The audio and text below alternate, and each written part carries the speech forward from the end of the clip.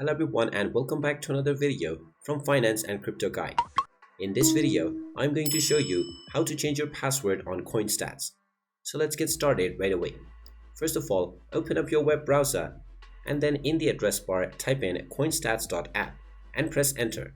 You will then be taken into the official CoinStats website where you will see the sign in button at the top right corner if you haven't logged into your account already. Go ahead and click on the sign in button and then use your login credentials like your user ID or email address and your password. After logging into your account, you will end up within this homepage from which if you wish to change your password, you can click on the account icon at the top right corner once again and then click on your username. Once you click on your username, you will be taken into your profile settings page. Now from this page, you will directly find your password feature underneath your email. Go ahead and click on change password at the right side of this option. And now you will be allowed to change your password. Go ahead and type in your current password first and then type in your desired new password underneath within the new password box section.